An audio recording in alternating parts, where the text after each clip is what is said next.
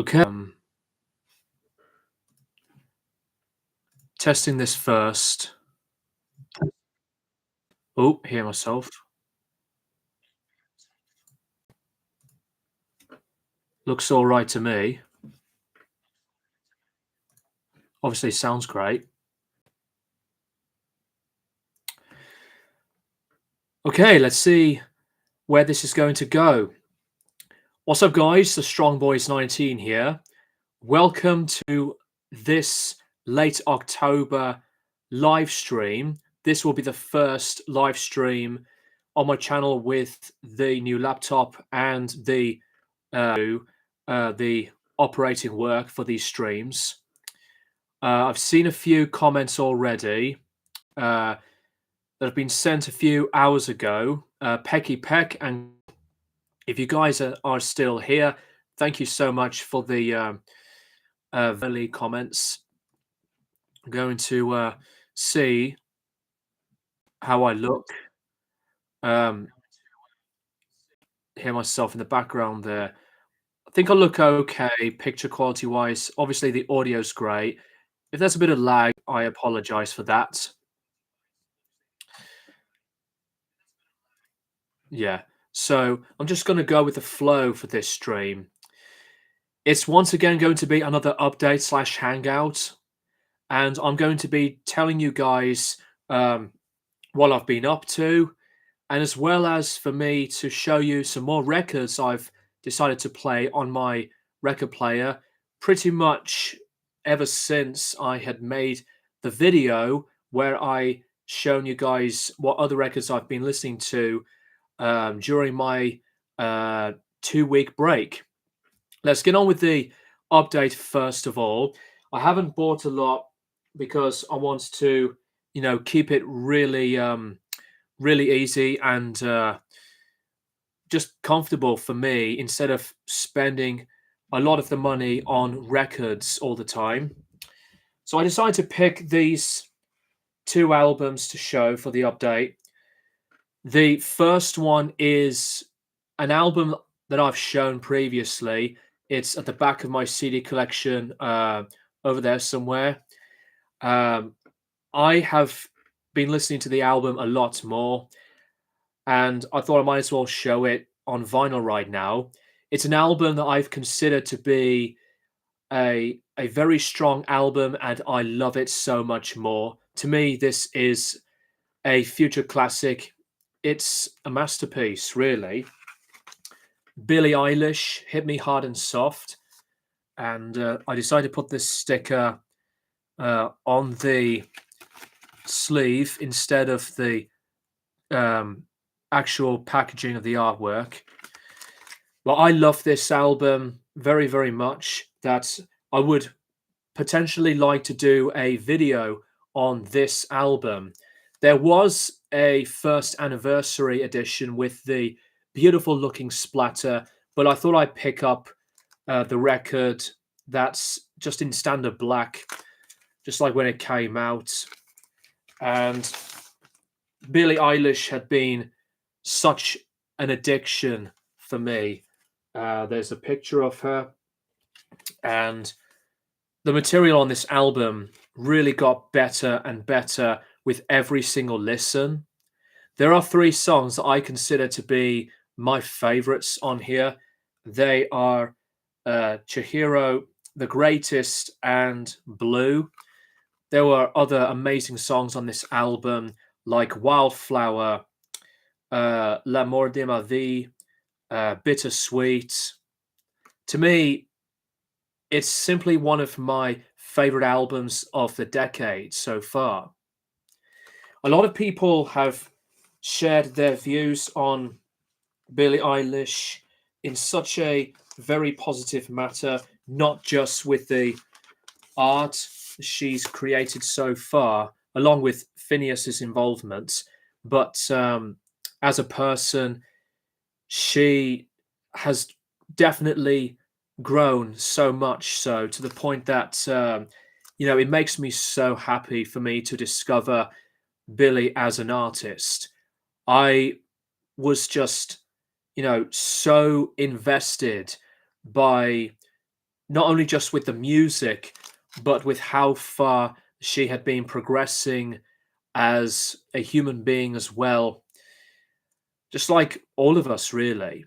I love this album very, very much, and I bet Billy would be deciding to make another album in maybe the next more than a few years, because this album is definitely her very, very best. I did listen to Happier Than Ever a few weeks ago, which was a great album, as stylistic and creatively different. But to me, this is simply one of the strongest albums by any pop artist.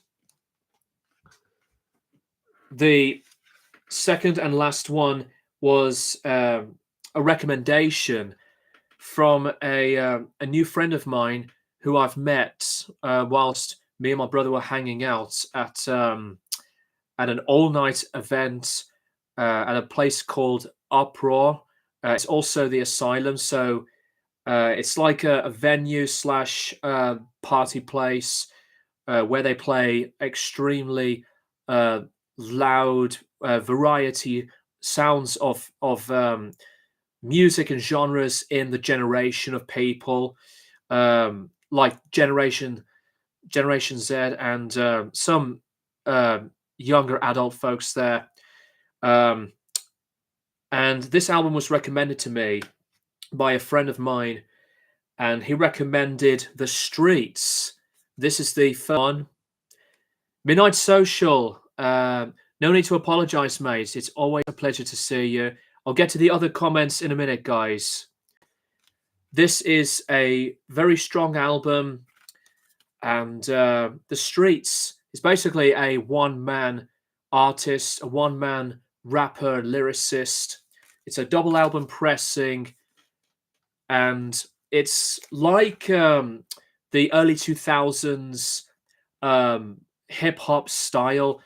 Um, but the founder of The Streets is based in Birmingham, and I think this is an amazing album. Very reflective, nostalgic, and sometimes hilarious lyrics.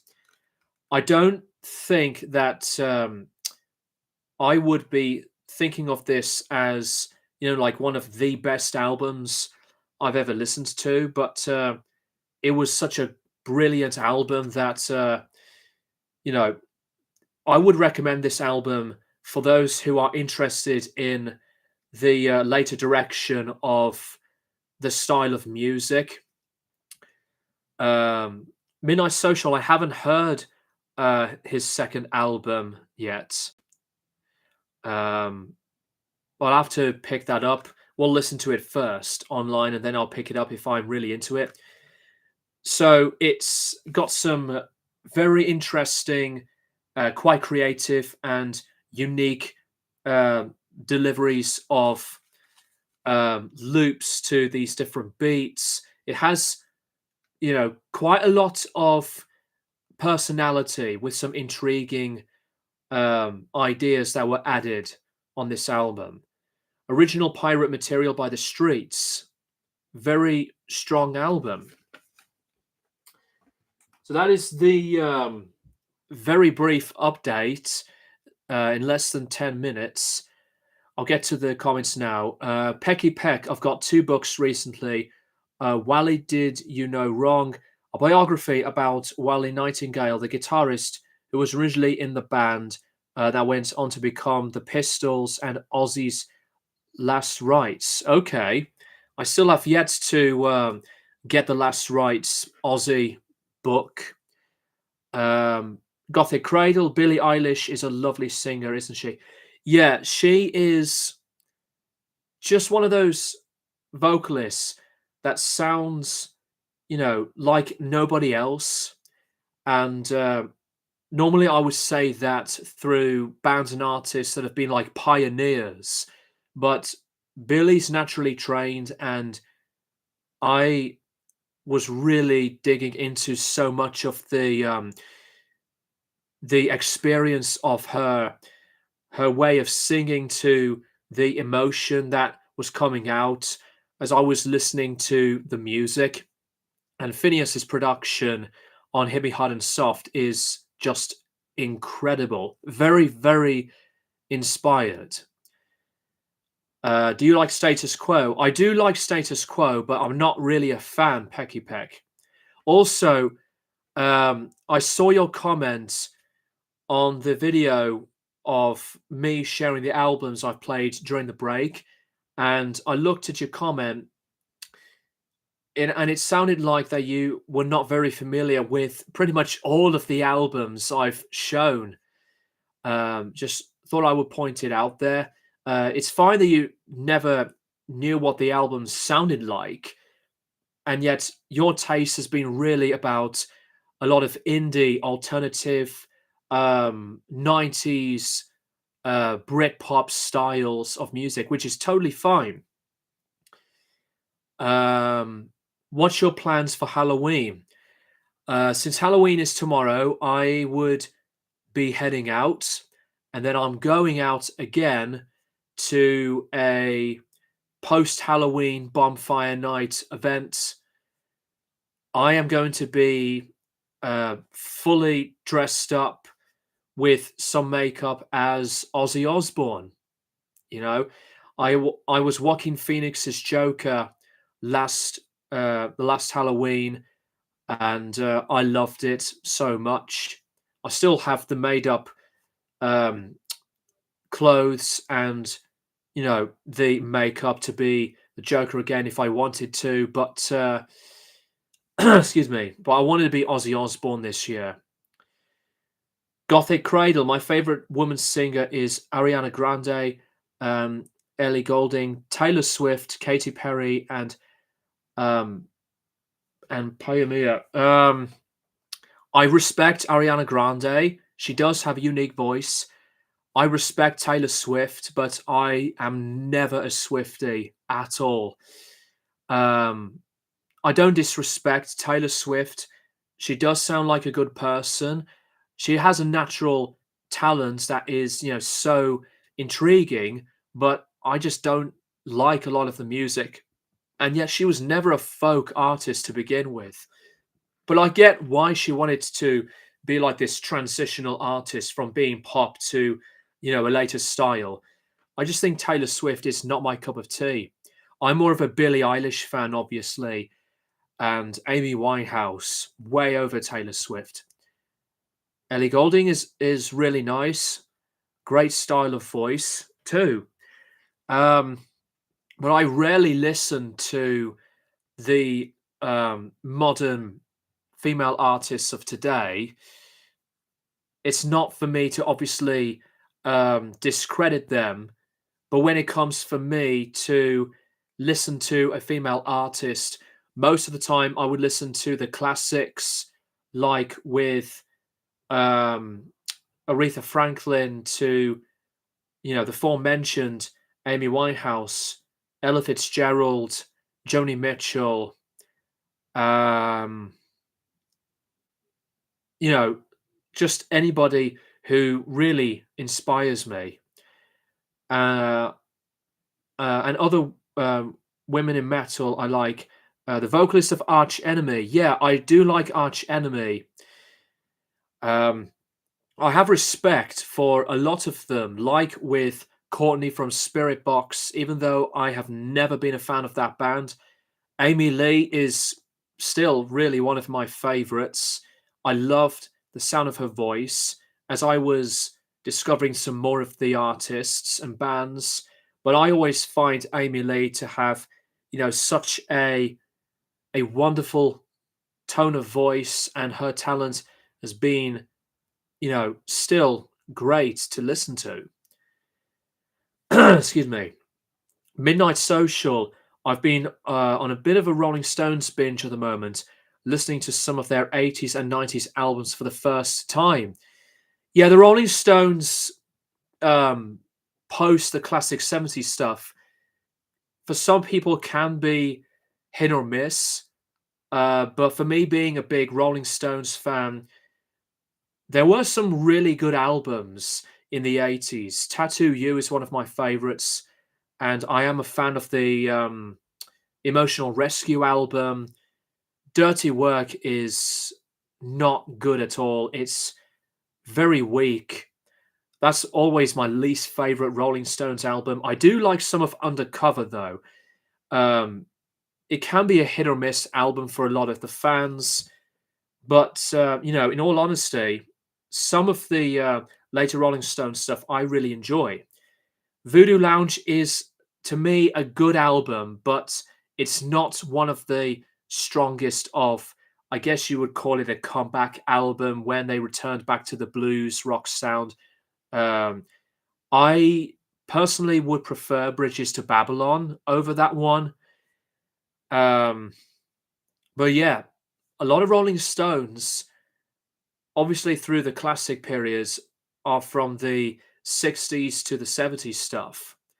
And I'm one of those other Stones fans that did like Hackney Diamonds, but never loved it.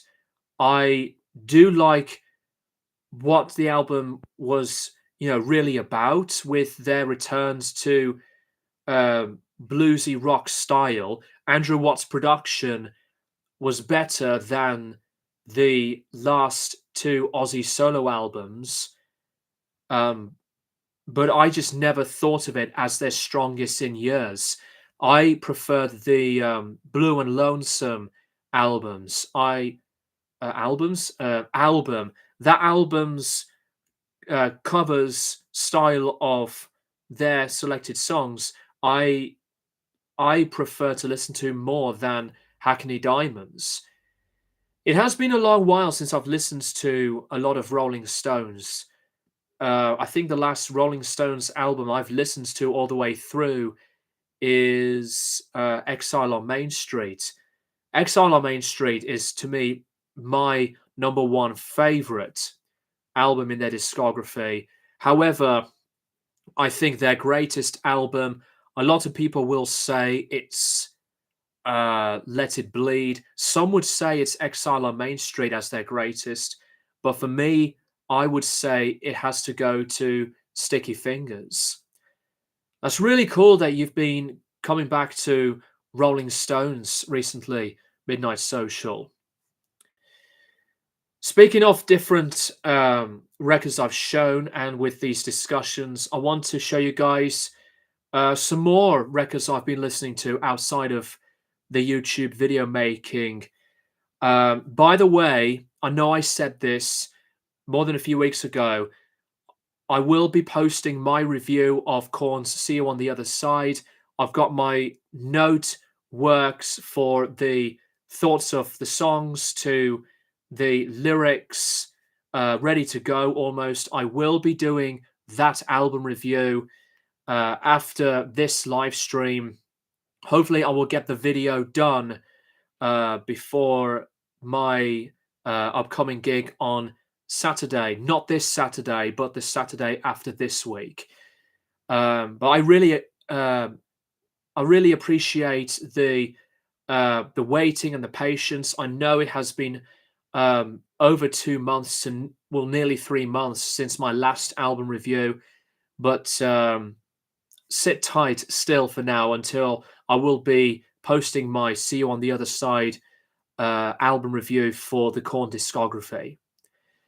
So, anyways, let's go to the random records I've listened to. Again, it's in no particular order. Pecky Peck, Once Rotten left the Pistols in 1978. Did you hear the album the band did without him called The Great Rock and Roll Swindle? No, I haven't, Pecky Peck. I haven't really listened to The Great Rock and Roll Swindle.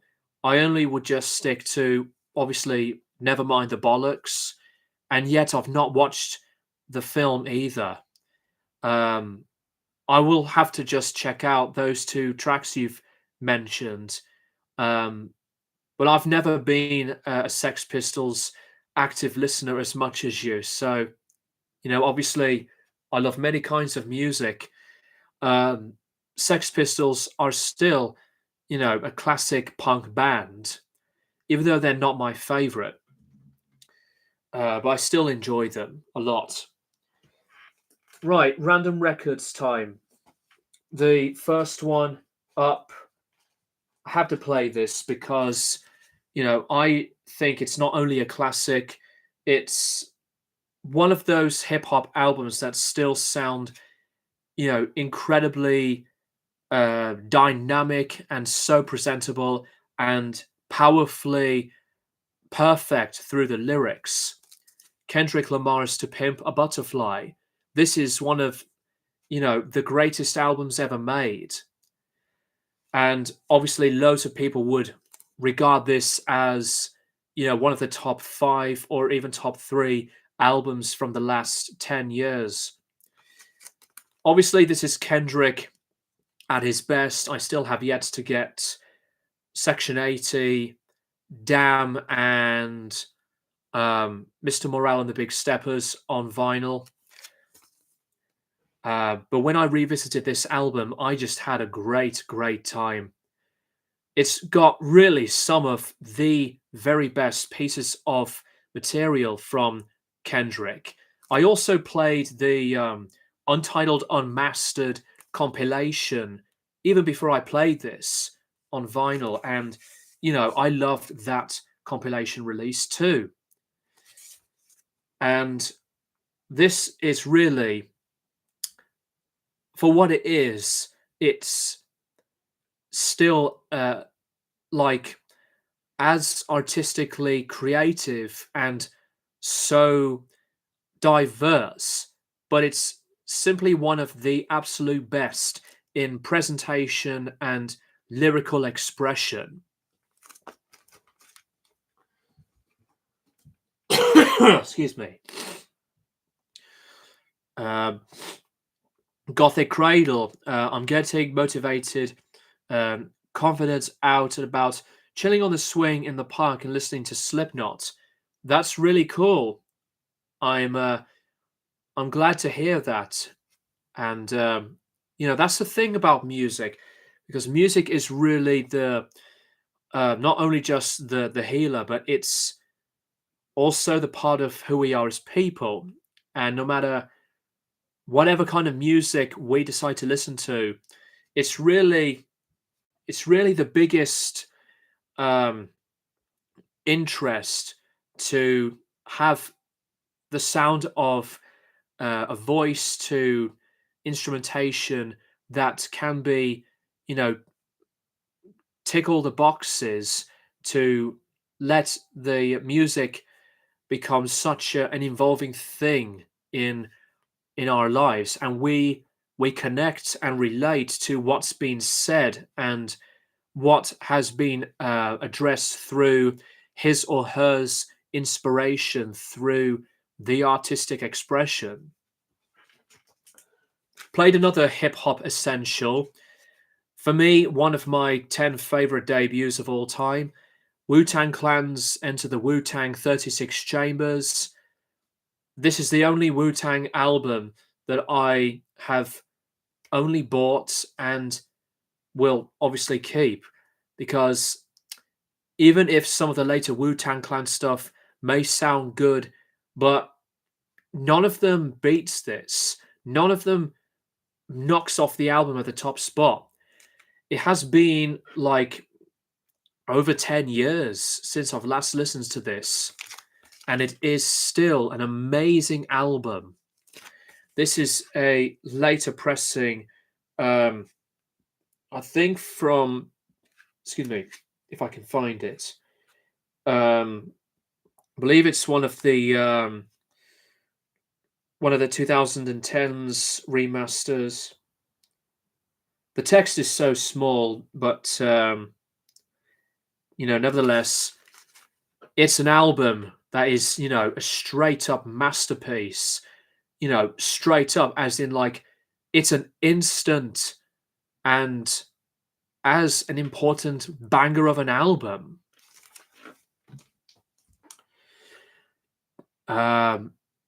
Midnight Social, 36 Chambers, and Illmatic are my two favorite hip hop albums. Illmatic is another one that I need to get on vinyl. I love Illmatic. That's another classic debut album. Gothic Cradle, If I Dream Too Much, I Will Be Disappointed. Um, like you did a quote in your last live stream. Um, it's if you think too much, you will be disappointed. But I totally understand what you're saying. There's more than just a few to learn about yourself and what you decide to do. And I really appreciate the uh, the thought of me because of what I was addressing. Another really good point about these motivational quotes is that they they really help me to never change with myself in terms of how far I've become as a person, and with the mistakes I've made that um, changed relationships to friendships. But by overcoming and learning from these things, it's it's obviously not easy.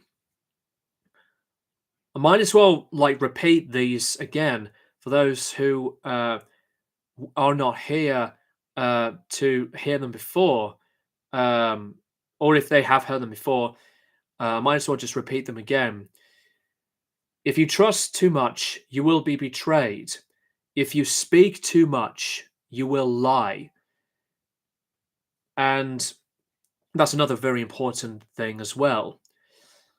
If you expect too much, you will be disappointed. Um, Actually, I got it wrong. If you think too much, you will be depressed. Um, that is correct. So you almost got it right there, Gothic Cradle. If you eat too much, you will be obese. And there are so many other ones to, dive into. Um, I think that's pretty much the ones I can think of. I'm sure there are loads I've not repeated um, again on this stream that I've said more of it on the previous one. Um, but it's never too late to find some new motivational quotes. Midnight Social. Let's see. Yeah, I'll have to look at Illmatic on vinyl and hopefully collect it. If you drink too much, leads to water poisoning. Is that a new one? I've not seen that before, unless you made it up, Gothic Cradle. But if that's another, truthful one, then I've just read something new there. Um, Scorns, Kendrick Lamar is quite possibly the best modern day artist in the style of rap. And I argue he's a top five for me. Even Tyler, the Creator, is also up there in terms of both their delivery and fluidity. Well, Kendrick Lamar got better later on, but with um, Tyler, the Creator's later stuff, like on Igor and Flower Boy, they have been, signs of improvement through inspirations. But Kendrick Lamar knocks off Tyler, the Creator, easily. I wouldn't put Tyler as one of the top three or even top five, but in terms of hip hop artists, Kendrick is right up there, especially like with Danny Brown, who I love. I'm looking forward to his Stardust album.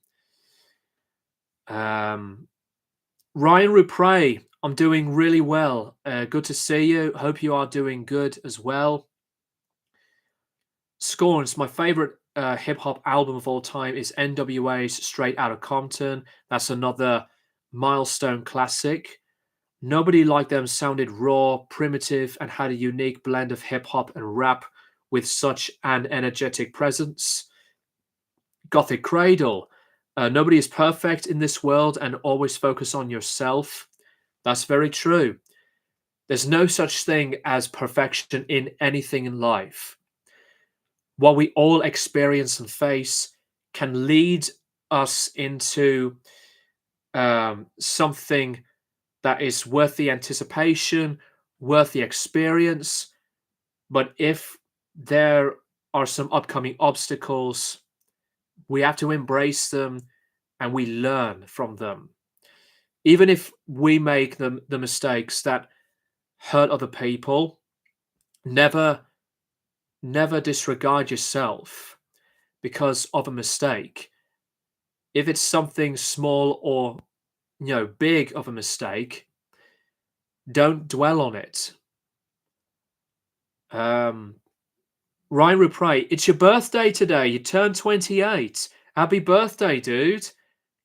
Guys in the chat, can we send a happy birthday to Ryan, please? Let's just make him feel involved and welcome. He just turned 28.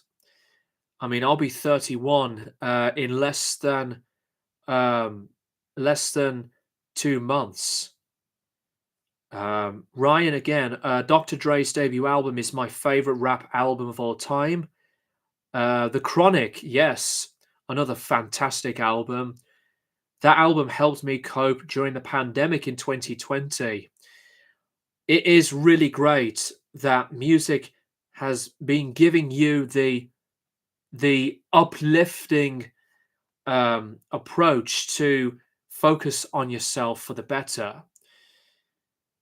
Gothic Cradle, always set your own boundaries and believe in yourself. The self-belief is always something important.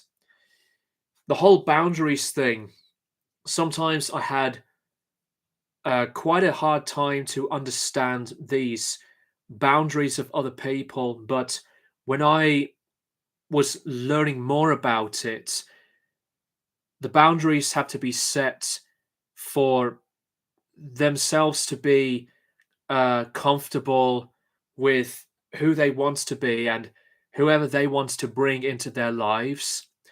And the boundaries in the end had to be accepted for me. I may have been um, going through experiences with other people that I've been um, not targeted, but to be addressed as I was addressed. That I was breaking their boundaries, and it wasn't intentional, but it's just the way it was addressed with a group of people. Um, Even when I didn't really uh, take things way too far, I think the boundaries part should be only focused on a single person at a time rather than just a group of people all the time. Every single person does have his or her own boundaries. Zach D Productions. It has been a long while since I've seen you here last time. Um, I really hope you are getting better with yourself mentally and emotionally. And I know I said this before, but it's still a heartbreaking thing that you've been going through some tragedy, which obviously I've heard about them, and you know the negativity has been spiraling. But I really hope you will be continuing and to do your best to hang in there, mate.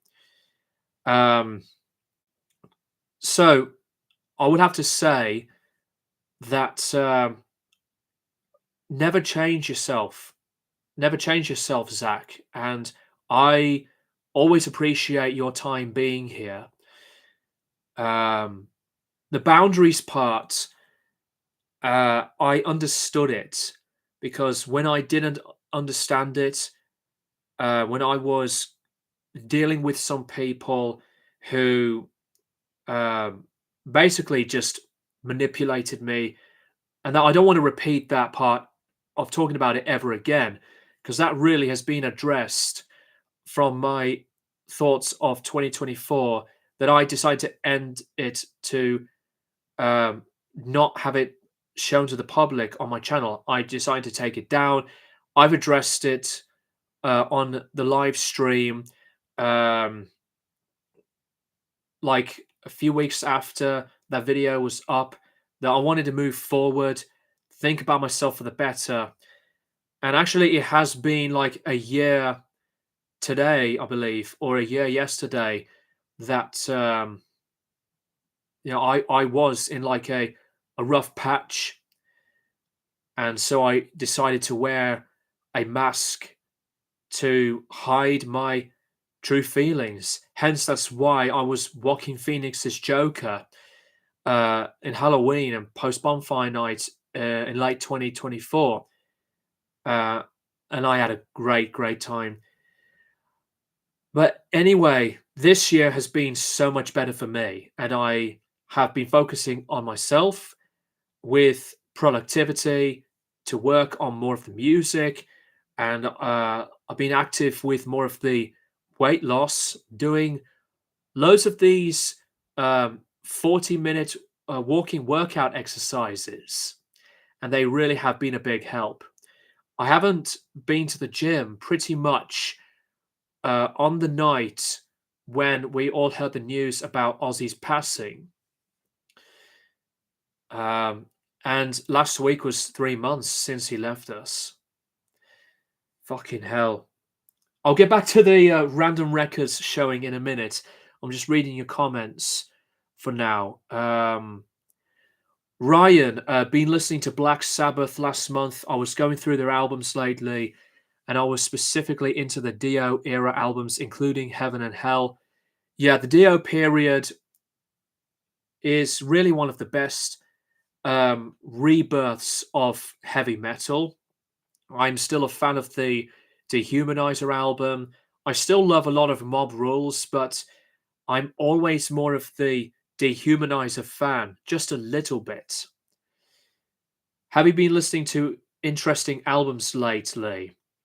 Um, Nothing like so interesting, because from what I've been showing at the moment to what I'm about to show now, have been pretty much the records where I would like to, be reflective, be so enthusiastic once again on the different styles of music. Um, I mean, some of the albums I've been listening to have been interesting, like with Kendrick's To Pimp a Butterfly album. Um, but I would like to still discover some more music that does have an interesting concept and style. Gothic Cradle, I also have autism, which autism, excuse me, isn't a disability. It's a different view of life, and it feels hard as a rock. Um, well, it's really a disability, but it's a neurological disorder, really. Gothic Cradle.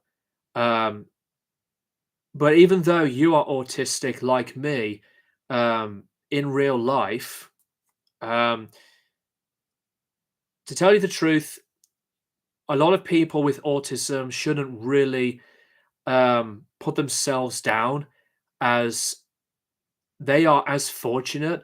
And what I've understood is that autistic people are as truthfully honest and so smart. They are in some ways sometimes really smart, that they decide to educate with whatever they want to learn, and to learn about themselves for the better, have the balance as well.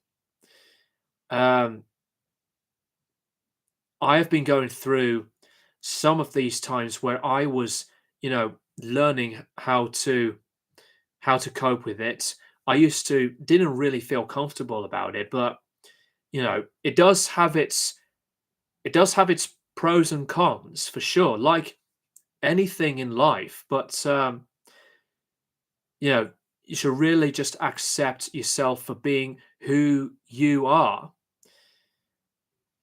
Um, Everyone has autism and ADHD, Ryan Rupray. You deserve a sub as a birthday gift. That is really cool, Gothic Cradle.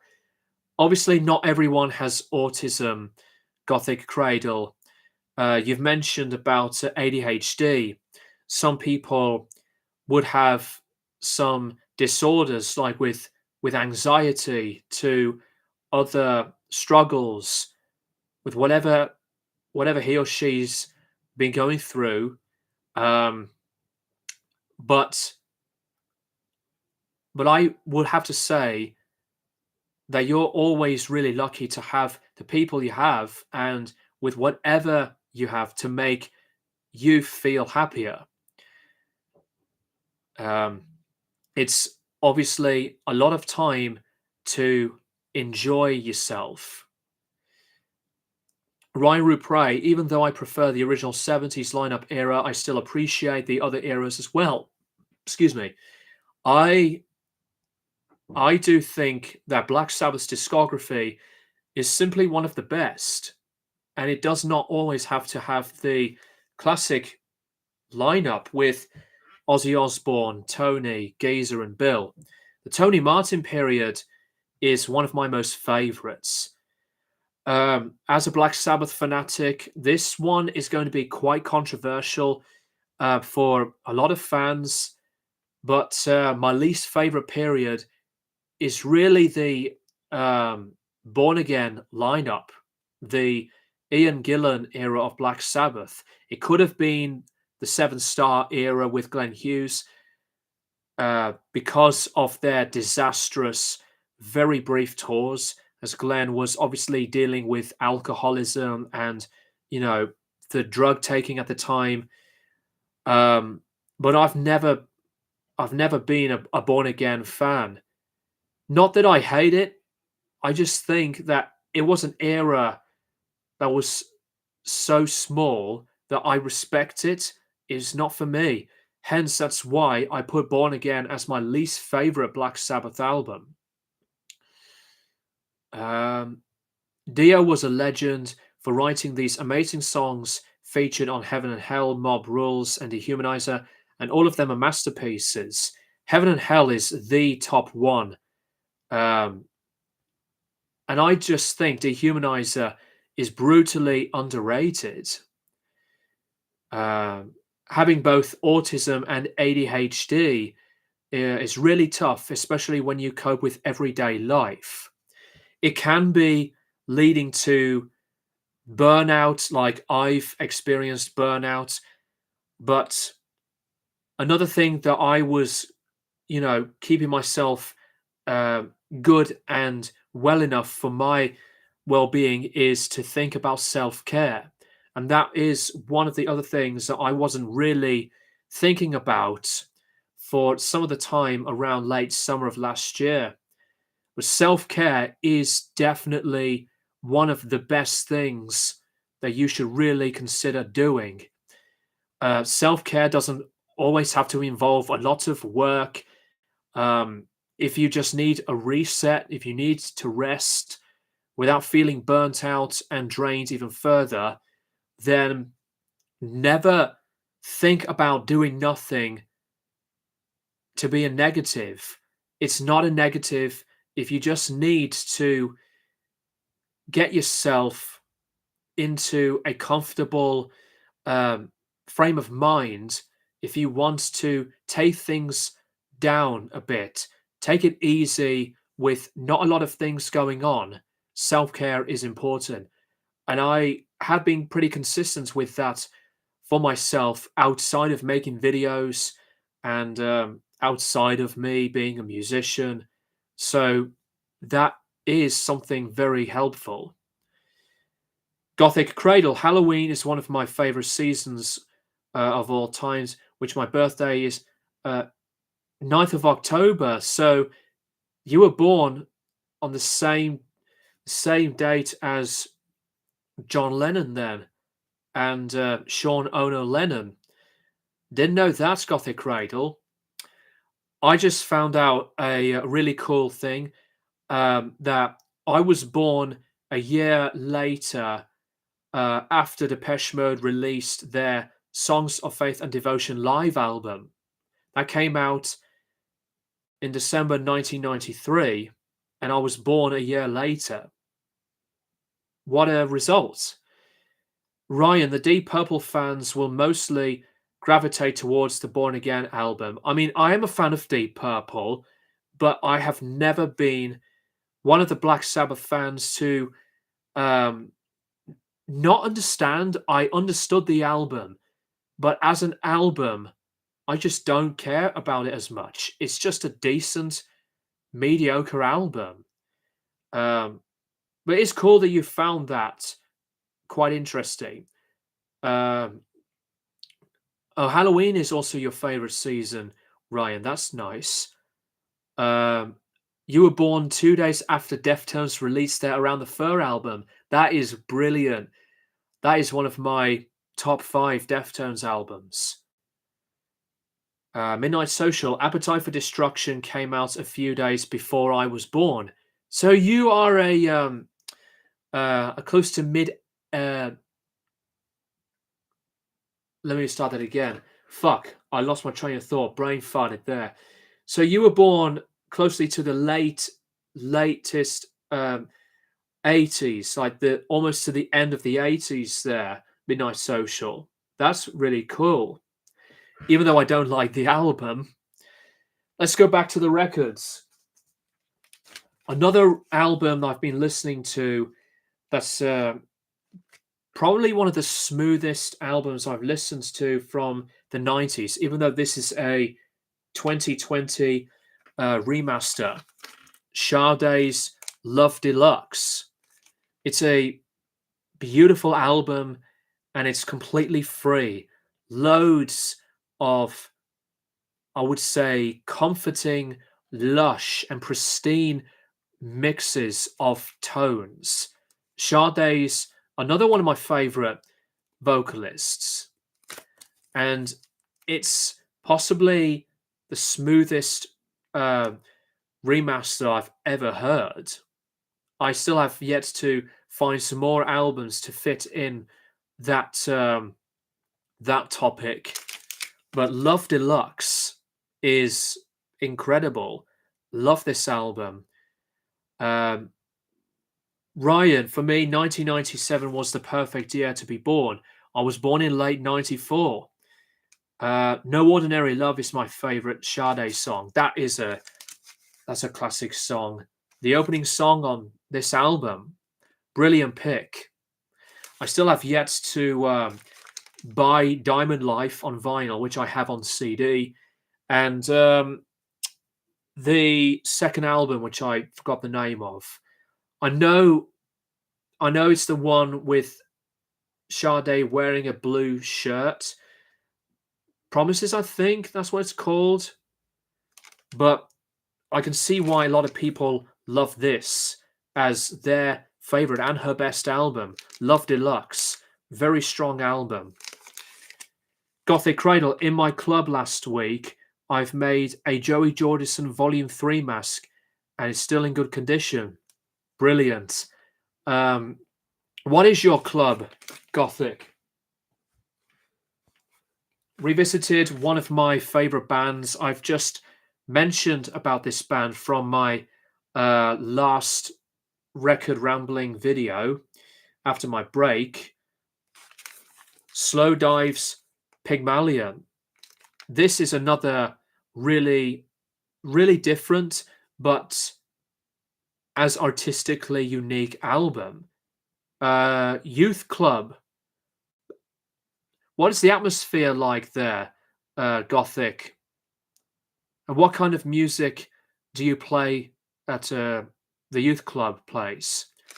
Pygmalion is the third album, and it was the final album for the band at the time before they broke up. This album turned 30 years old in the early months of this year. This is just a pristine and wonderful album. The opening song there, that's probably one of my top 3 favorite Slowdive songs. It's a limited to 3,000 copies pressing on Music on Vinyl on clear and green marbled vinyl, 180 gram vinyl. Let's open this up. and the packaging's like a different type of design. You hear that sound? Um, Here's the record. I am a big fan of the clear cut vinyl. Clear cut and green vinyl looks brilliant. Ever since I got the new stylus over a month ago, the records sound so good. My number is limited, as I said, to 3,000 copies. My number is 1,959.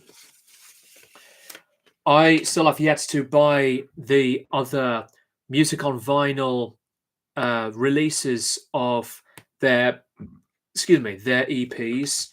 I have the compilation Just a Day already, and the other EP that's one of them that's on the orange colored packaging. I forgot what that EP is called. Somebody will have to help me out here. Ryan will help me out. He'll know what EP it is I have on Music on Vinyl. But yeah, this album really got better with every listen. I don't love it as much as Sovlaki. I would probably play this sometimes more than the first album. But I also think Everything Is Alive is their strongest album in years. Music on Vinyl never disappoints. Ryan, Slow Dive are awesome. Sovlaki is my favorite album from the band. Gothic, it's all right. I've played Marilyn Manson in the Halloween party events. Cool pick. I respect Marilyn Manson. Ryan Rupre, I still think it's Just for a Day is an underrated album. That is the debut album I forgot the name of. Really love that one as well. Scorns, I'm still pretty fortunate that Ace Frehley and I share the same birthday. Also, other great records were released that day, such as Suffocation's Souls to Deny, which is one of my favorite Suffocation albums, and Sabbath's 70 to 78 box set release. Midnight Social, did you buy the new Slipknot self-titled release with the demos and unreleased mixes? Not the box set, not the 6 record box set. I just have the 2 CD version. There's no way I would spend hundreds and hundreds and hundreds of pounds for a box set. It looked incredible, but I'm keeping my money safe. That's another thing. There's another motivation quote I completely forgot to say. If you spend too much, you will be poor. You will have no future. And I think that is, so reliable that, money cannot buy happiness. It doesn't. You just have to fully accept that what you've got is to, be in the moment and to enjoy the stuff you've got instead of to just, thinking about money all the time. Money doesn't really make me so interested to just have loads more for the sake of it. I mean, everything involves lots of work and acquiring money, but money doesn't always have to be the main thing. So money doesn't always have to be the main part to keep yourself in a good place. I mean, if you have enough money, then accept it. Accept that fact. I could say anything else that's different on the money side of things, and we are equal to to have money, but money doesn't always rely on everything. I think we just need to think about, the appreciation of what we decide to learn and to think about ourselves instead of expecting the predictability all the time, like with the money, for example.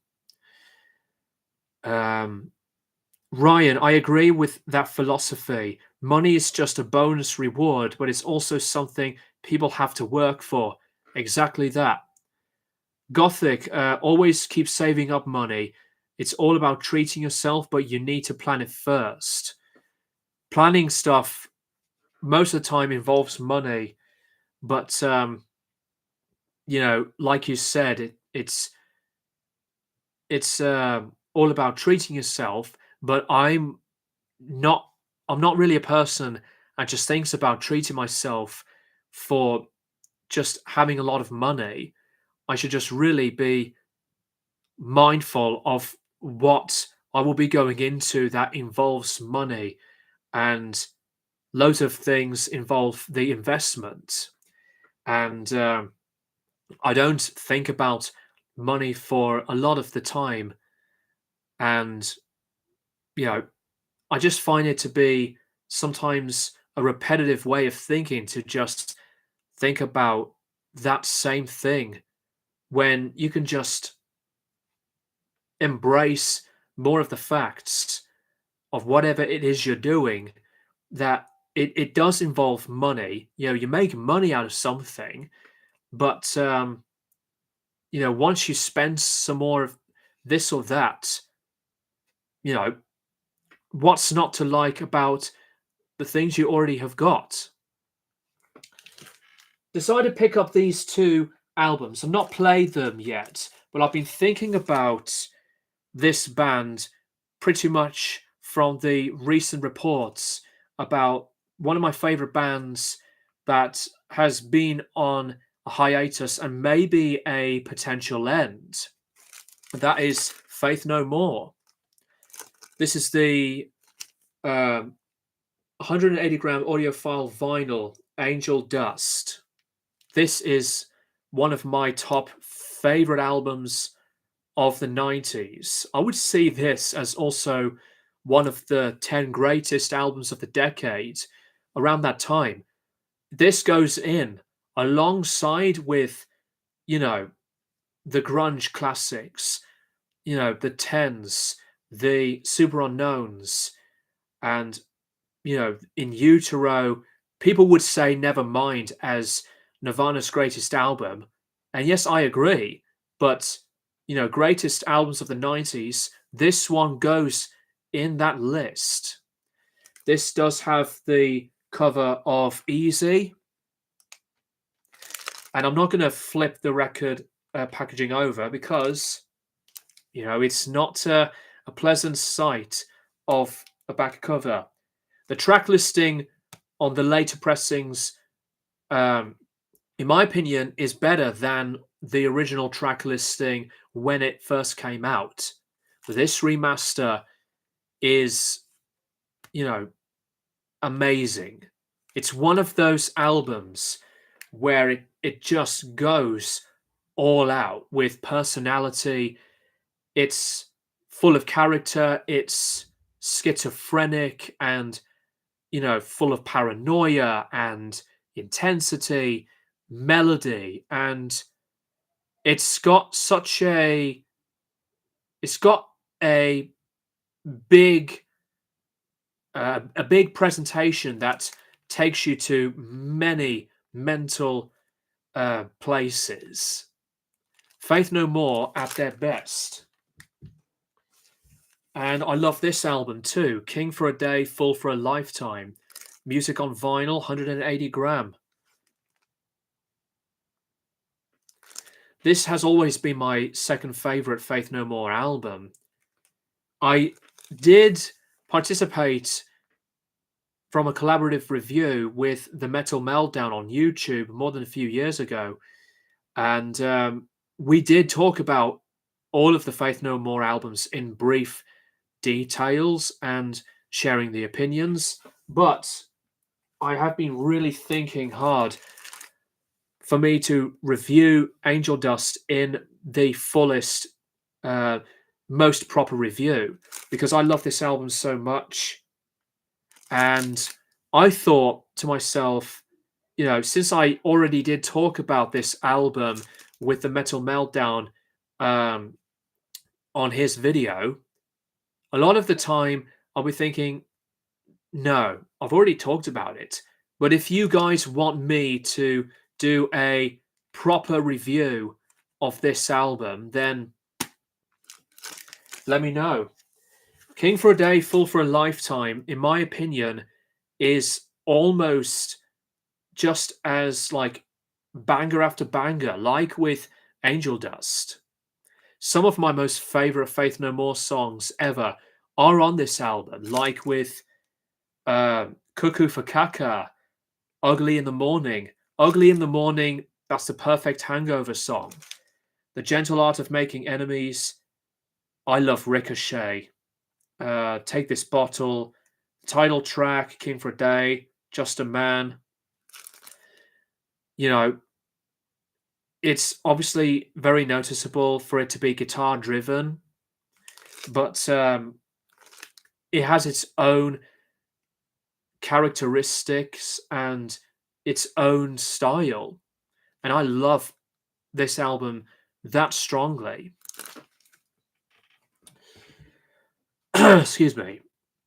Um, Midnight Social, how much do you let yourself spend a month on records and CDs, etc.? I don't really think about um, how much should I really spend, but it really depends because most of the time when I buy records in person, I will be at a record fair, and thankfully the records I've been picking up, even though I've spent, you know, enough already most of the time, um, the records I've been purchasing at record fairs have been original pressings at cheaper prices, and that was always a really good moment to cherish. But I don't really think about how much should I really spend, but I should just always be mindful that I shouldn't really spend all of it in one go. So I don't really know, but you know, I wouldn't really think about, how much money should I really bring because I just do what I can to, think about what is the right amount for me to buy some more records. Ryan, I don't really collect vinyls as they are too expensive. Plus, I'm not really good at handling vinyl equipment. It's why I prefer CDs as they are convenient. That's fair enough. Angel Dust is a masterpiece. Love that album. I agree. The whole album slaps. Every song makes you want to dance. From songs like Caffeine, A Small Victory, Kindergarten, Everything's Ruined, Smaller and Smaller, and especially Jizz Lobber. Yeah, it's just timeless. It's one of the best alternative metal albums ever. Midnight Social, what was the Metal Meltdown like to work with?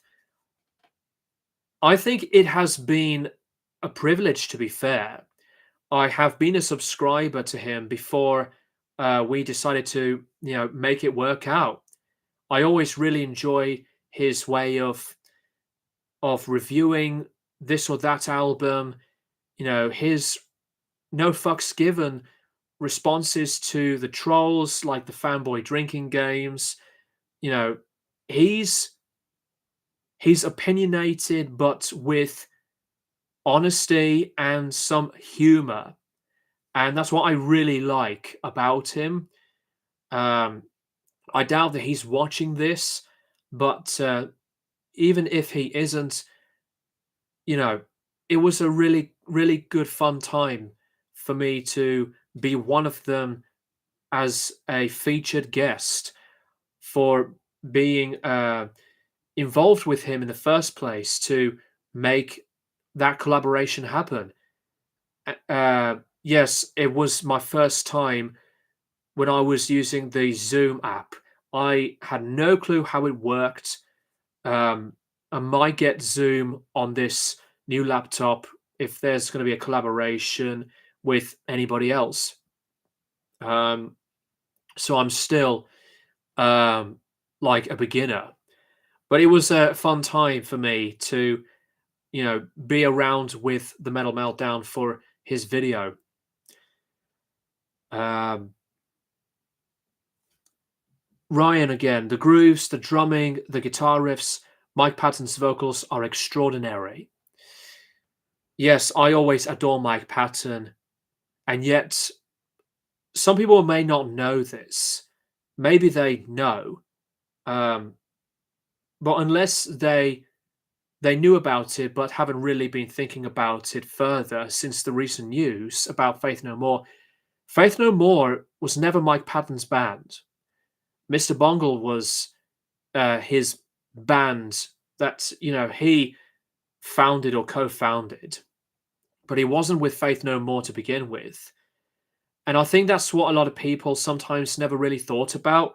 It is unfortunate for Faith No More to not tour maybe ever again, but since Mike Patton's mental health and his agoraphobia, his anxiety disorder, happened since more than a few years by now, it must have been, you know, putting him down through the same continuation of being around with the fame, which has been building a lot of pressure that's been weighing on him like so much. And, Mr. Bungle's gigs have been um, quite minimal in terms of like gigs that are not as so ballistically huge like at a festival, like when Faith No More used to do festival gigs with all these thousands of people. But Mr. Bungle, even though yes I am more of a fan of that band than Faith No More, I understand the frustrations from the band Faith No More personally. That Patton basically stopped everything because of his anxiety disorder. And he previously did have an alcohol drinking problem when the anxieties intensified. Um, so I think if Faith No More are really going to stop everything and call it a day, it's understandable. I'm not bothered by the negative reactions from the band. Faith No More, I get it, but with Patton, if he had been unstable because of the constant same experiences with Faith No More, and he prefers to be with Mr. Bungle, that I don't have an issue with. Um, Midnight Social, if you could work with anyone from YouTube in the future, who would you choose? I don't really know. And I'm up for anybody asking me uh, for me to become a guest in some kind of collaborative idea. I did a few collaboration videos. Actually, no, I did more than a few collaboration videos with some of the same people, like with Scorns to Richard Metal Fan and Zach D Productions. Um, and I really enjoy doing those videos. So I can't really answer that question because I don't want to be that guy who would be asking a lot of the same questions of like, can I be your guest? Or I want to be featured on your video because that's not obviously me being my own true self. I always have to rely on myself and think about myself rather than to, you know, be a person to seek some attention, you know, because I don't like attention seeking behavior. I hate that the flaw I've done without thinking about it at the time was I hate to just try and make other people feel better for themselves when they haven't been thinking about themselves for the better, and that they would keep asking people to help them up, with some motivational positivity. I mean, it's difficult to explain, and I hate people pleasing. I hate that attitude, and I think that was another flaw. You know, I do my best to, keep anyone's mood up, but I haven't been thinking about that for myself, and that happened before. So that was unhealthy, and that's why, like I said previously, that I was going to think about the the signs of motivation and the improvement for myself. Um, Ryan Rupre, most singers who have different bands and projects in this day and age have distanced themselves from bands that have had more success than small projects. I don't disrespect anyone's choices of whatever they want to do. It's like with Alex Ben from Trivium, former Trivium drummer now, obviously. Um, I'm amazed by the way that that latest short video with my brief thoughts about it um, almost got 50 likes. I was like, that's crazy. But I appreciated it. Um, I think it's not only just about choice, but it depends on whatever they want to do that makes them happier. That is one of the things why Patton prefers to stick to Mr. Bungle than Faith No More. Because obviously, Faith No More are like 10 times bigger than Mr. Bungle. Mr. Bungle had been a band who made it as pretty big, but Faith No More, through the commercialism and the attention, they really hit it off. Pretty much when Patton was like quote unquote the new vocalist in the band, like an official member, when the real thing became a phenomenon. Ryan Rupre again. I never understood the whole attention seeking behavior and attitudes. It's not human nature.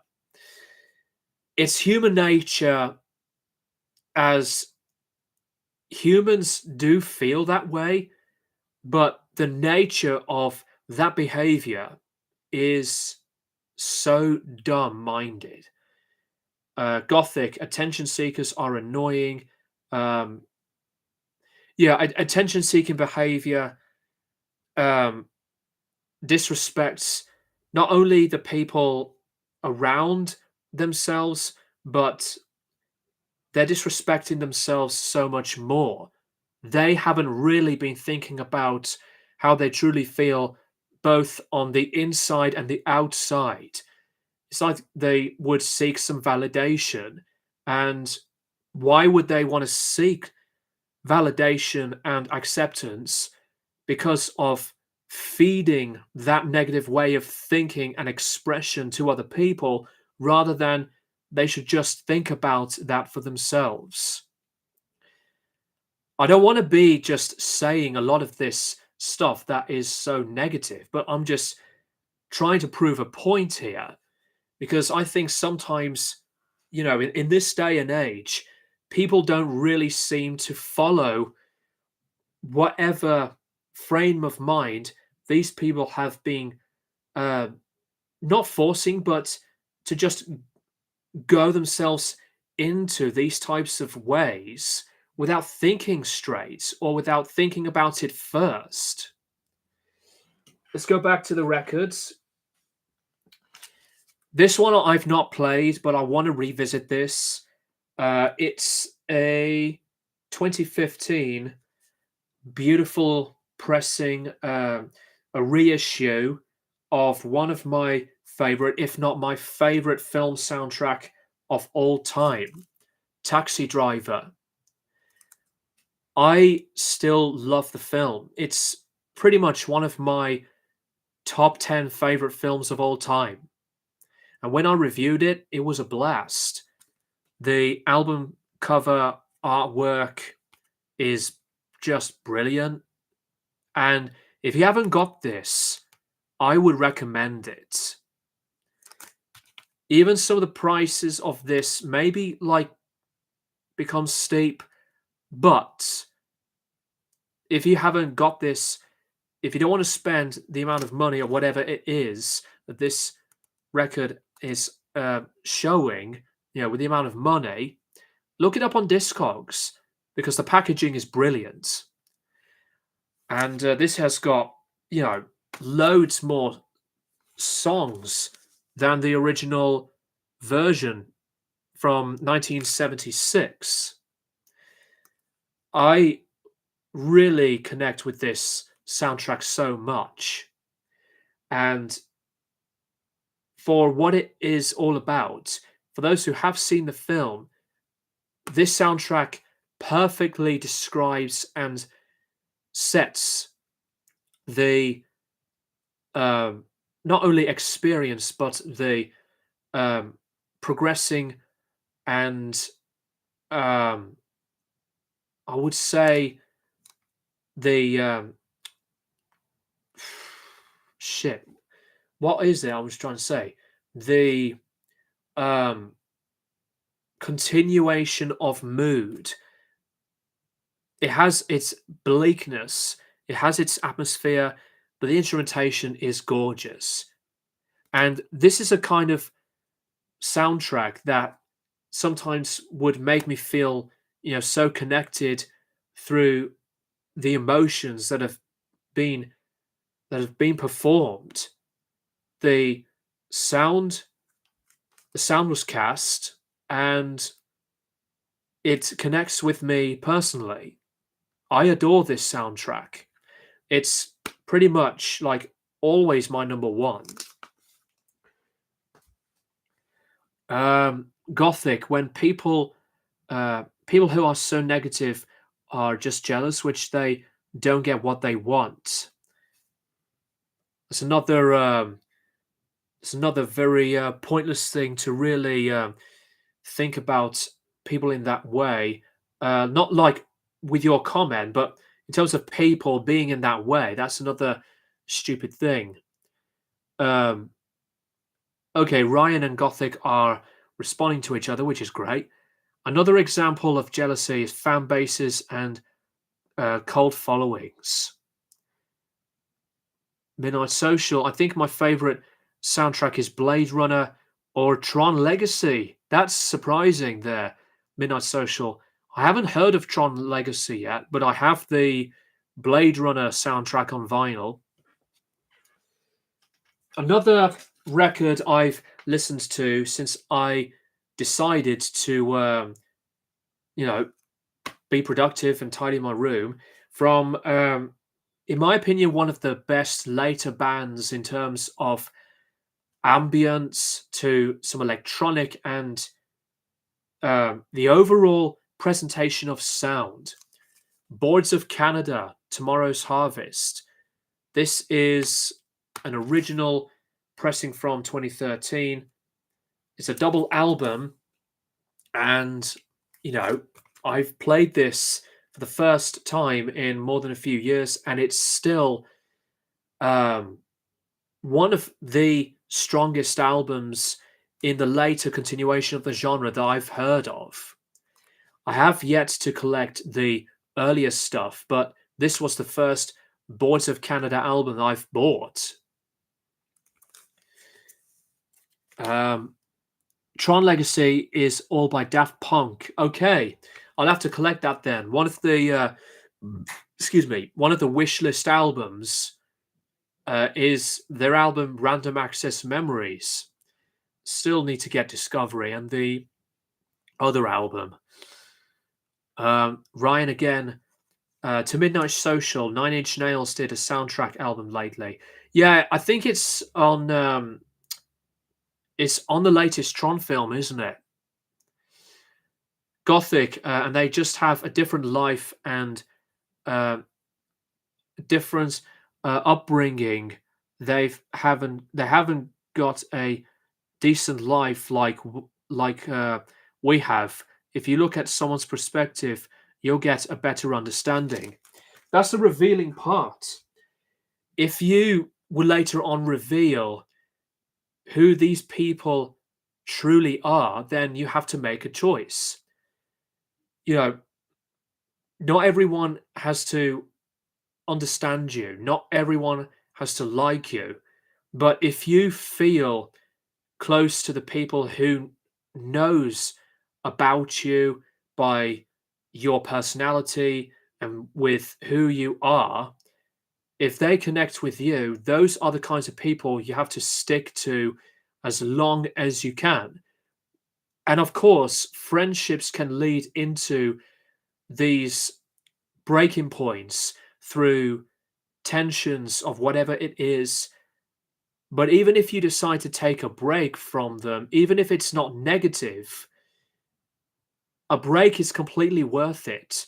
You don't expect yourself to keep your friends' company with your involvement all the time, because sometimes friends do like to believe that they are comfortable to be with their own people, and yet they have their own space.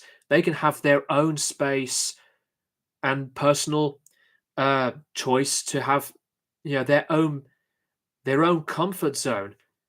They have their own peace, and you know, a break from being around with your friends, it's actually very healthy too for the mind. Instead of thinking about what he or she decides to say, um, whether it's online or in person, because if you think about them too much, then chances are that you haven't really been understanding how you truly feel. It's one of those dangers that if you always seek the importance because of other people who will make you feel better without making yourself feel better, then that is a red flag. There are loads of these red flags that, anyone can um, accidentally hurt themselves mentally and physically, not because of boundaries, not because of other people, but if they don't think about the acceptance positively and with whatever they want to do that makes themselves feel better, then they truly have to understand that whatever they're doing is that they haven't really been taking care of themselves. In order to take care of yourself, you need to have the consistency of the balance. You have to accept the facts that not every friend has to do the work for you. And another big harsh truth to this is, you know, your friends have their own ways of thinking, their own opinions, their own views on things that are not the same as yours. And, you can express yourself, you can be as open as possible, you can, speak all you want, but not everyone has to really uh, get to understand what you're saying. And yet, sometimes oversharing things can be a negative. If you say things so much to a friend or anybody else, if you reveal too much of who you are, sometimes different kinds of people would be thinking and reacting differently than what you would expect. I think it is so important that we have to sometimes limit our conversations and replies of whatever we talk about. And, you know, it's like when you talk to strangers, you don't know them and they don't know you. And, the fact is, if you want to um, keep yourself in a good mindset. Always think about what you are going to do, think about what you're going to say without revealing too much. I love just going into these types of conversations. I am no expert around this whole scenario. I'm not like some kind of therapist. I'm not like a person who would help people's mental health. But I'm still learning the whole process of anything that leads into finding finding yourself.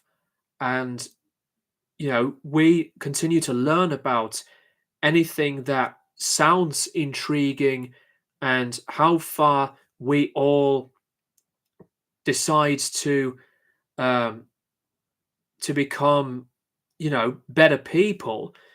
um, Obviously not everything is better, because there's no such thing as like the perfect life. There's no such thing as a perfect person.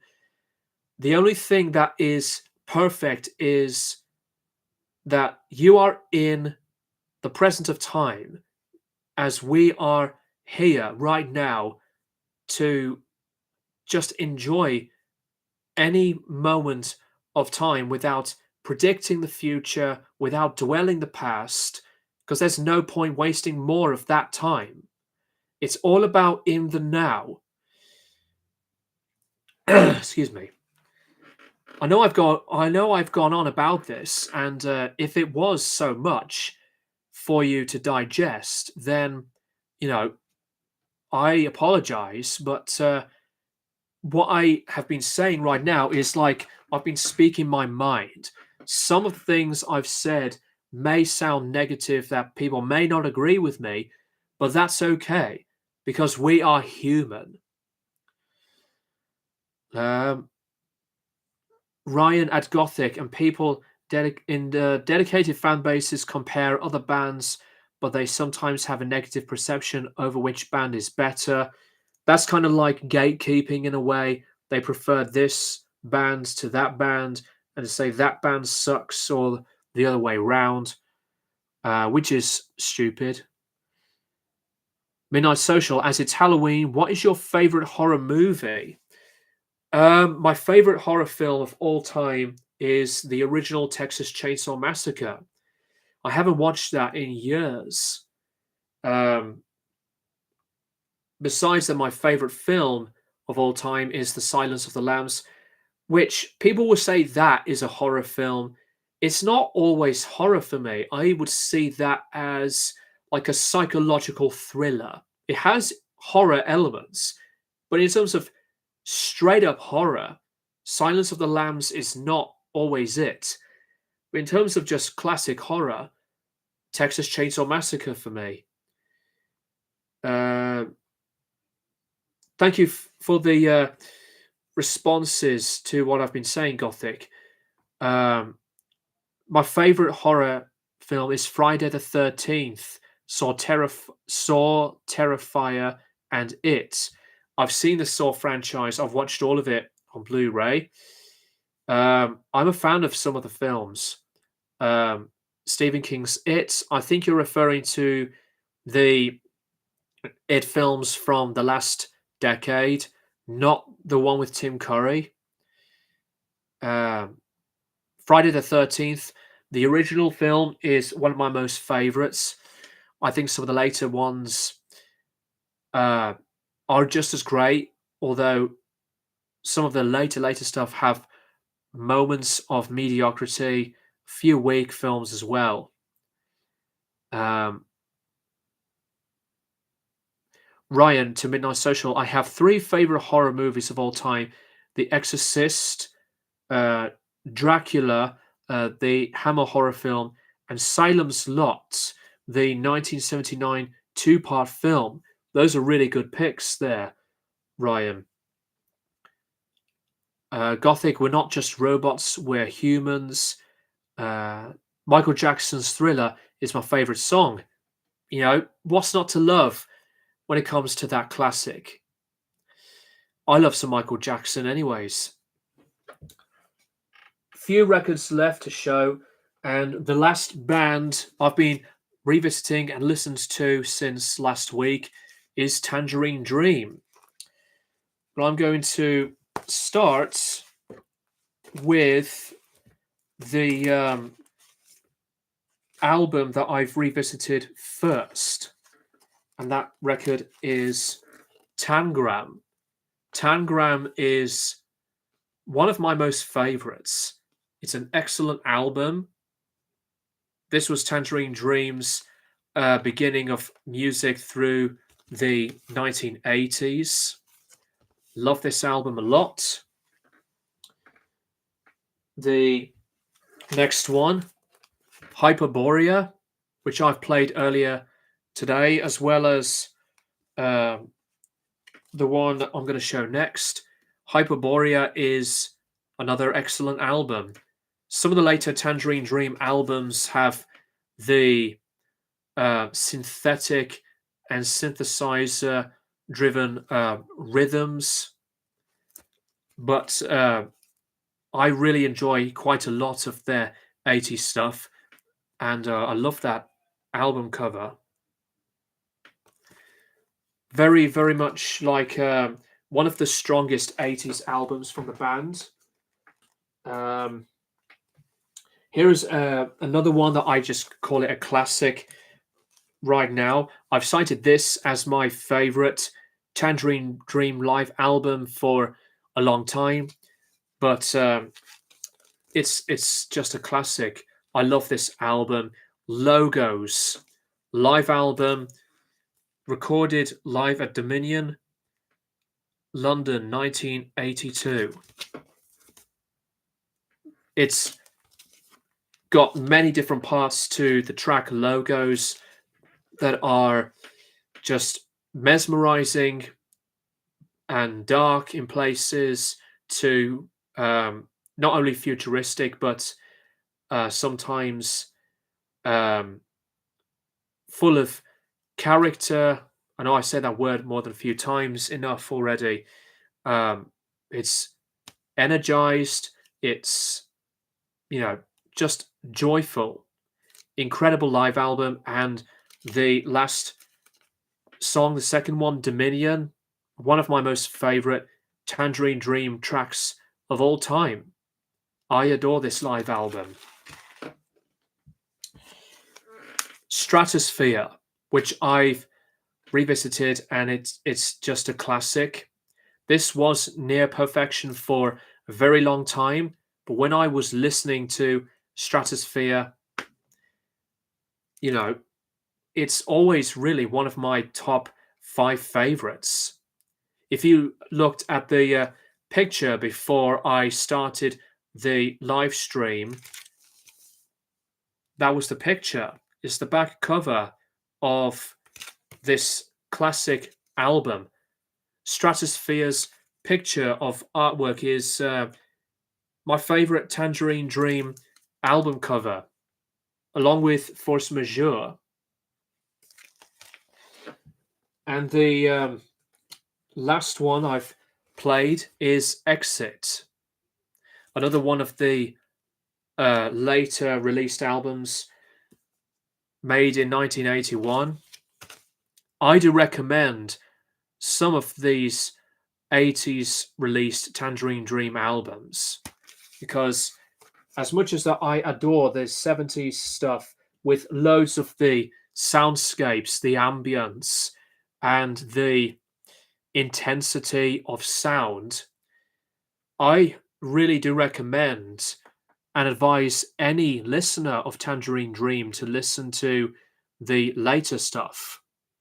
Even when I reviewed Realm, which came out in 2022, that is amazing.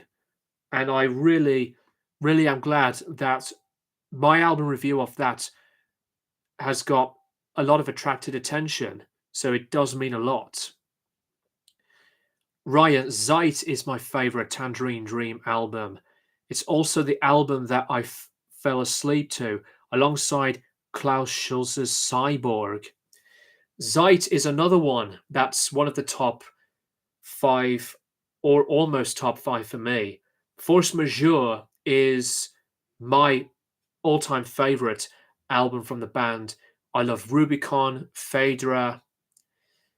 I did see Tangerine Dream live for the first time at the town hall in the city of where I live, and they were incredible. The lineup of Tangerine Dream today, fantastic. And it was such a privilege because I adore that band for a very, very long time. Even when I was discovering more of the artists in that scene, like with Steve Roach to Brian Eno. Cool. When did you see them live? I saw them live uh, more than a few months ago, and I believe it was about the summer time, probably. Tangerine Dream never disappoints, and when they just played the music on the Phaedra album, that was mesmerizing, and they played loads of these other pieces of music that perfectly captures the whole the whole heart and imagination of how long Tangerine Dream's influences have been going on for. You know, their sound, especially with the volume, has been huge, and it's wonderful to hear music that has been out through the speakers in such a passionate way with later musicians to carry the legacy of Tangerine Dream. Ryan, again, I also really like their 1973 album Atom, and that was another masterpiece. That is one of the other albums that I've not listened to all the way through, and yet have not owned it on vinyl. I'll have to sort that out, of course.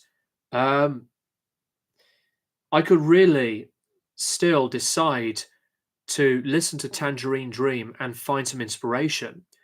I know I've mentioned about the guitar content bit enough, um, and I haven't done anything about it for ages by this point. But when I was listening to some Eno and Tangerine Dream, I really wanted to find the right sound. It's it's going to be um, some ambient guitar music that want to give it a go. Um, Guitar content wise, maybe just improvisational ones to jams. Um, but in that way, you will see more of myself in terms of what I have been doing IRL outside of YouTube. But I would like to share that talent on camera and make some videos on it. Ryan, again, see, thing is, people credit Brian Eno as the first ambient artist, but musicians like Tangerine Dream and Klaus Schulze revolutionized the template for many, many spacey ambient artists years to come. I think Brian, excuse me, I think Brian Eno uh, popularized the ambient music genre. Tangerine Dream have always been more or less electronic and early krautrock sounding when they started out. And yet Brian Eno was not the um, pioneer of ambient music. I would see Terry Riley as one of them through his own techniques. And Rainbow and Curved Air is more or less like a synthesizer album, but it's quite drony as well. pretty experimental. But Brian Eno has been more or less um, the popular visionary artist through the ambient style. And if it wasn't for those musicians, then we will surely never have amazing ambient artists we have today. Exactly. Like one of my other favorites is Aphex Twin, and I have been fascinated by the Orb as well. I can even sometimes cite the work of Pink Floyd, another good example of the spacey ambient sound. It's because of Richard Wright. Richard Wright's keyboard contribution through sounds on One of These Days to Echoes, Shine On You Crazy Diamond, and moments on Animals like the long looping section of Dogs. And Richard Wright added so much of the extra landscape of what Pink Floyd did eventually achieve through the progressive rock style of music. And yet, obviously, Pink Floyd have never been a progressive rock band all the way through. But I do think and agree that Richard Wright, through his own contribution that heightened Pink Floyd's signature sound, I find it, a really good example. You thought of him, and we should owe a lot to some of the members who would add so much more texture to any sound that grows a band's piece of music. Pecky Peck, who do you think is the most underrated guitar player of all time? Mick Ronson, you say? Um, I think Mick Ronson is a really good guitarist, but I don't see him as underrated. I would see him really as one of the greatest guitarists of all time. Obviously, he's not like Gilmour to Hendrix or Gary Moore, but Mick Ronson's not underrated because some of the greatest guitar riffs in rock are by him through his work with David Bowie. But most underrated guitar player, there cannot be one. I would say Tony Borge from Budgie to be one of them. I mean, there's other obvious ones like Mick Taylor to Paul Kossoff, um, Danny Kirwan from Fleetwood Mac in the classic blues period. Um, but most underrated guitarist, I can't really pick one. It's not Keith Richards Midnight. He's one of the greatest riff writers for music history. I love Keith Richards. I think it has to be Tony Borge from Budgie as the most underrated guitarist because for the early Budgie stuff that I love, I could just listen to him play and focus on his style, especially if you listen to these two Budgie albums, self-titled and Squawk. If you have not heard of these albums, do some digging. And there's some sounds from his playing that is full of energy, and his lead work is sake it's awesome. Ryan again to Pecky Peck. You mentioned Vernon Reid of Living Colour. That is another really good pick. I think Vernon is really, really good. His cult of personality solo, though, it's like so manic. It's all over the place. That sort of does not fit in with the same tempo and hook of the song, but he was like an animal on the guitar on that one.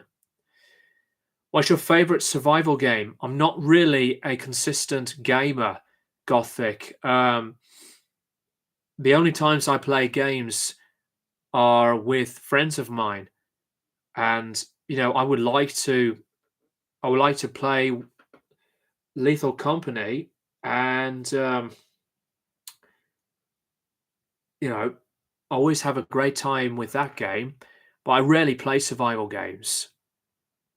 Left 4 Dead 2, that's another uh, great survival horror game that is, you know, simply known as one of the best. But I just don't really think to myself that I'm so consistent as a gamer. It's not that I don't like to do it anymore. It's just simply because of what I've been doing.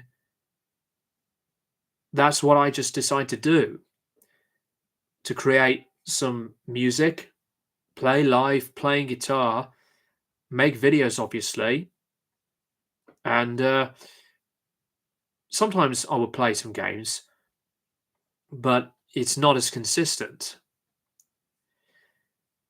Okay, guys, so we are almost at the 2 hour mark. So for another 13 minutes, as I'm looking at the time now, um, if you guys want to ask me anything else, then go for it.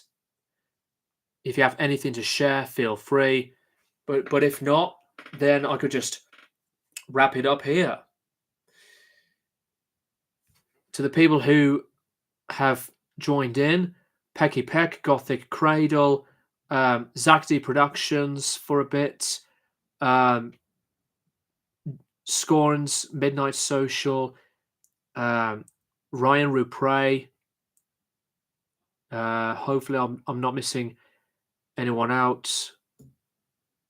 No, just you guys. Uh, Thank you guys as always for being here. And this was a really nice one. I'm very pleased that this stream worked so much better than last time. For it to be the debut with my laptop and with my blue Yeti black colored microphone, I think it turned out very well. Um, if you guys want me to do a proper full review on Angel Dust by Faith No More, let me know in the chat right now. But for now, I will make this promise that I'm going to post my Korn See You on the Other Side album review. It'll be in the coming week. It's almost there. It's almost, you know, all complete for me to record and talk about the album.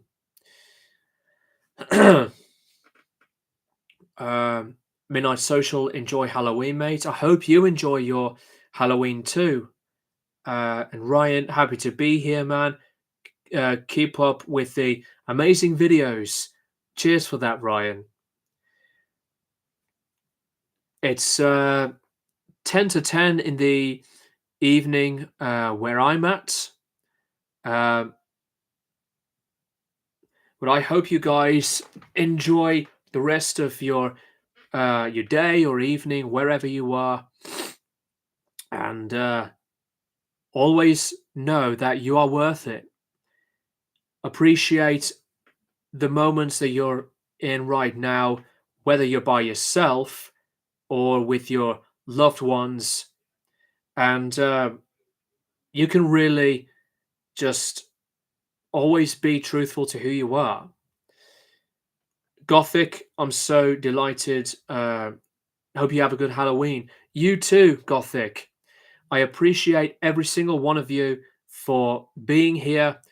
I will be back for the next video, which will be the corn video, and I will just do my best to be pretty consistent. I will be listening to some more new albums, and then to maybe just make a list of my favorite albums of 2025 before the end of the year.